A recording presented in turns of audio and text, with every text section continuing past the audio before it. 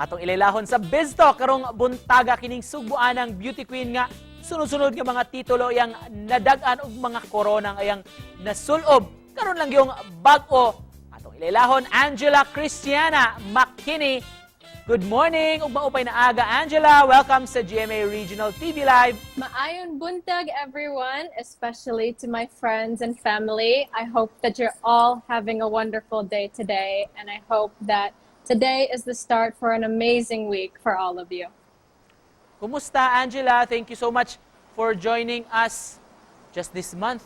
Murag back to back ang imong victory, ang crown imong nadag-an. Let's talk first sa imong journey sa Miss City of Talisay. What was in your mind, Angela, when you heard o sa may nagdagan si mong unahuna nga ikaw ang nidaog? Honestly, I couldn't believe it. I was so surprised and overwhelmed with so many good emotions. Actually, even for just a second, I had to look down at the number on my arm and I was like, wait, that's me, right? That's me, that one, because I couldn't believe. Unsa may maingon ma-highlight nimo sa imong journey ani nga maong pageant sa Miss City of Talisay? One of the most memorable things for me was all of the unexpected friendships that I made with my pageant sisters. We all made so many amazing memories together. Can you take us back, Angela, sa coronation night? How was it like? Unsa may pinaka-challenging part ato para nimo? The most challenging part for me really was getting ready for each segment, the swimsuit and the evening gown, because our space to get ready was very small and it's very hot. I even had to bring my own electric fan so that I wouldn't be sweating during the makeup. This time, Angela, talk about your crown. Sa first runner-up nimo sa Miss CESAFI, unsa po yung reaction nimo adto? That happened a few days lang yun, no? After the Talisay pageant.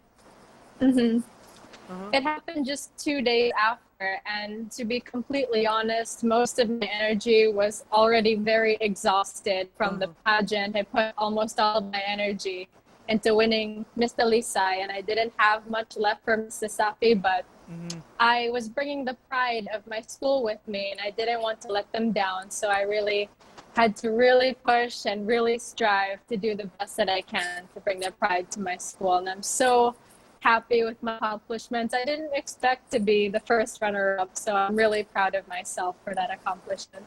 How do you feel, Angela, wearing these two crowns karong tuiga? It feels like a dream. It feels like I'm still gonna wake up from it soon. I can't believe that all of it really happened, and I'm so grateful and I'm so blessed to have these two crowns.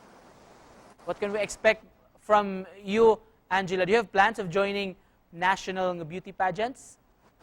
Absolutely. Miss Talisay is just the very start of my journey. You were saying kaganiha sa imong pagsalmot sa Miss CESAFI nga, of course, pride sa imong eskwelahan, pride sa university. How about being Miss Talisay? What makes you proud being a Talisaynon, Angela? Well, I just attended the Halid Festival right after my crowning for Miss Talisay, and I got to witness all of the beautiful talents of the Talisaynons.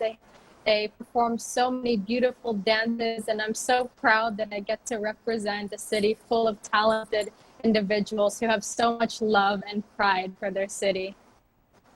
What is your advice, Angela, sa mga aspiring beauty queens nga gusto sa makaangkon og crown?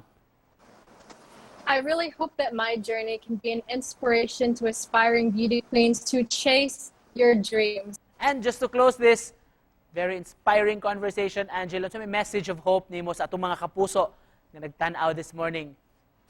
Well, hope is really a fire. It's fire inside of you that really keeps you going, especially during the darkest times. Your hope should be motivation for a brighter future, for a stronger passion, a desire to strive to be the best version of yourself that you can possibly be. So as long as you have hope inside of your heart, you can never be brought down.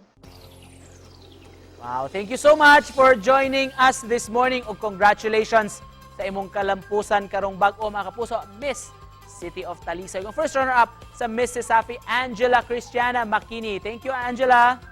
Thank you so much, sir. Thank you for having me.